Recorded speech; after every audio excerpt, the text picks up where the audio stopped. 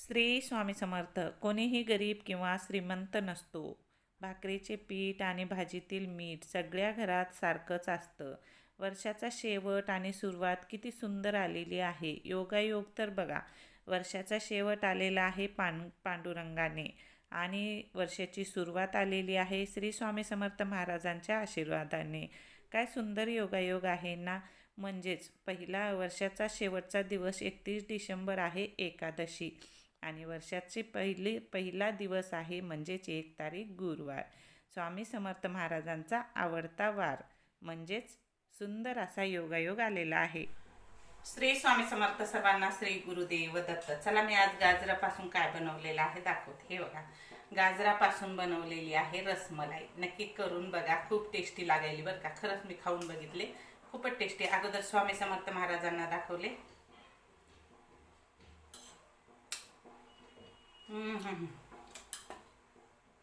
तोंडात टाकताच विरघळणारी. अगोदर स्वामी समर्थ महाराजांसमोर नैवेद्य ठेवला, तिथंच आहे स्वामी महाराजांच्या समोर. आणि त्यानंतर मी खायला घेतले, म्हणजे टेस्ट करून बघितले कशी झालेली आहे. खूपच टेस्टी झालेली आहे, भयानक. नवीन वर्षामध्ये स्वामी समर्थ महाराजांच्या भक्तावर स्वामी समर्थ महाराजांचा भरपूर आशीर्वाद राहणार आहे. आणि ज्या काही जुन्या वर्षामध्ये म्हणजे 2025मध्ये राहिलेल्या इच्छा आकांक्षा आहेत, त्या नवीन वर्षात पूर्ण होणार आहेत. कारण की स्वामी समर्थ महाराजांनी नवीन वर्षाची सुरुवात केलेली आहे. त्या गुरुवार म्हणजे गुरुचा वार आहे आणि प्रत्येक स्वामी भक्तांचा गुरु कोण आहे? स्वामी समर्थ महाराज. चला तर स्वामी समर्थ महाराजांच्या नावाने व्हिडिओला सुरुवात करूया. श्री स्वामी समर्थ. आज बनवलेली आहे गाजराची रसमलाई. तर ते व्हिडिओ करून थकले होते, मग मला लागलेली होती भूक. चला म्हणलं, रात्रीच्या जेवणात असं झटकीपट होणारं आणि चटपटीत जेवण करूया. झणझणीत, मला झणझणीत खायचं होतं.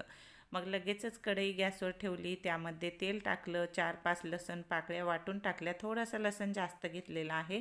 आणि लसण छान लालसर झाला की त्यामध्ये घरचं बनवलेलं काळं तिखट घातलेलं आहे, हळद घातलेली आहे आणि मीठ घातलेली आहे.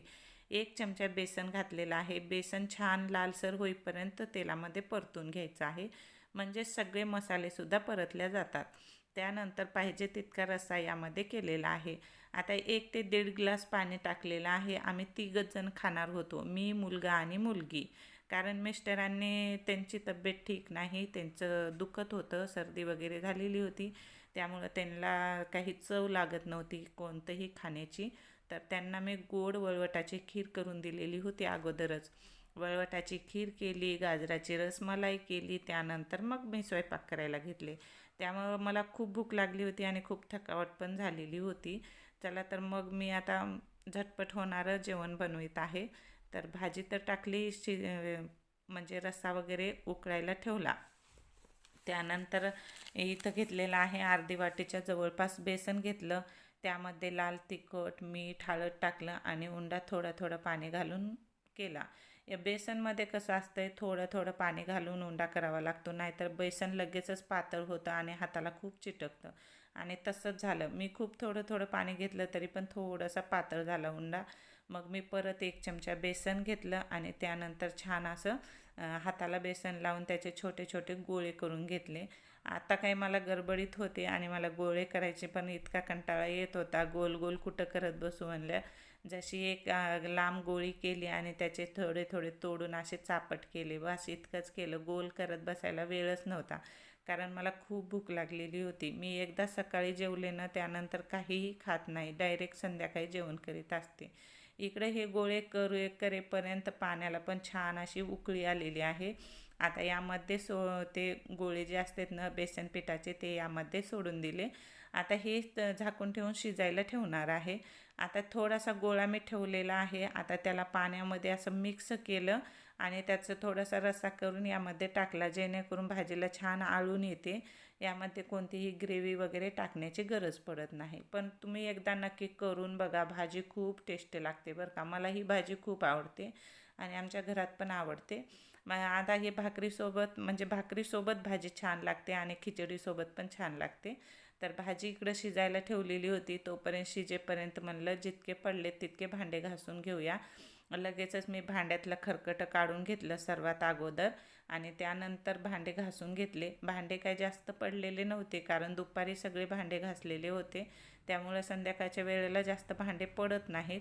आणि लगे आपण जर भांडे घासून घेतले ना, स्वयंपाक झाल्याच्या नंतर पण खूप राडा होत नाही आणि भांडे पण जास्त पडत नाही. तर रात्रीच्या जेवणाचे एवढे काय भांडे पडत नाही. काही रेसिपी वगैरे केल्या तर भांडे पडतात. सकाळच्या जेवणाचे मात्र खूप सारे भांडे पडतात, चहाचे वगैरे असतात ना. मग मी लगेचच भांडे घासून ठेवले. भाजी पण छान आता उकळलेली आहे. इकडं कमी गॅस करून ठेवली आणि लगेचच भाकरी टाकायला घेतले. असंच असतं आमच्या रात्रीचं जेवण, असं झटकीपट जेवण असतं. आणि जास्तीत जास्त मी रात्रीच्या जेवणात भाकरी करायचाच प्रयत्न करते, कारण मला पण भाकरी आवडतात, मिस्टरांना पण भाकरी आवडतात. मुलं थोडं आनाकानी करतात खायला. मुलगी तर खाते, पण मुलगा थोडंसं आनाकानी करतो. पण त्याला पण सवय लागली आता खाण्याची, तो पण भाकरी खातोय. अशा भाज्या केल्यानं, चटपटीत भाज्या असल्यानं मस्त गरमागरम कडक कडक भाकरी टाकून देते त्यांना मी, मग लगेचच खातात ते. आणि थंड झालेली गिळगिळ भाकर असली ना, ती खात नाहीत. त्यांना असं तव्यावर छान कडक मस्त फुगलेली, पापोडा वेगळा भाकर वेगळी झालेली अशी भाकरी आवडते, कडक कडक. पाहू शकता किती छान अशा टम्म फुगलेल्या आहेत भाकरी. आणि अशा कडक भाकरीच त्यांना खायला आवडतात. मग त्यांना अगोदर गरमागरम भाकरी कडक कडक करून देत असते आणि शेवटची भाकर मी घेते आणि शेवटी मी माझं जेवण करते. अगोदर सगळ्यांना गरम गरम खाऊ घालते. आमच्या जिम्मीचं सुद्धा जेवण होते, सगळ्यांचं होतं, फक्त मी राहते. मग मी शेवटी सगळा स्वयंपाक करून घेतल्याच्या नंतर किचन वटा वगैरे आवरून घेते आणि मग जेवायला बसते. आणि जेवण झाले की मग सगळ्यांना मग सगळे भांडे वगैरे घासते. मग लसूण निसायचं असेल तर लसूण निसते, भाज्या चिरून ठेवते, सकाळची तयारी करून ठेवते. असं माझं रात्रीचं रुटीन असतं. चला तर मग स्वयंपाक झालेला आहे, आता मी जेवायला वाढून घेत आहे. आणि सगळ्यांचे जेवणं झाले, आता फक्त माझं जेवण राहिलेलं आहे. चला तर मग तुम्हाला रात्रीचे रुटीन कसा वाटला नक्की कमेंट करून सांगा. नवीन असाल तर सबस्क्राईब करा, लाईक करा, शेअर. चला, आजचं चटपटीत जेवण तयार झालेली आहे. मस्त झणझणीत रस्सा भाजी गावरान पद्धतीची आणि भाकरी कांद्याची पत.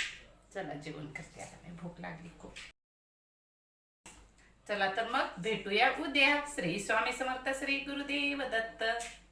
नवीन सालाच्या 31 डिसेंबर आहे उद्या. नवीन सालाच्या तुम्हा सर्वांना माझ्याकडून खूप खूप साऱ्या शुभेच्छा. श्री स्वामी समर्थ.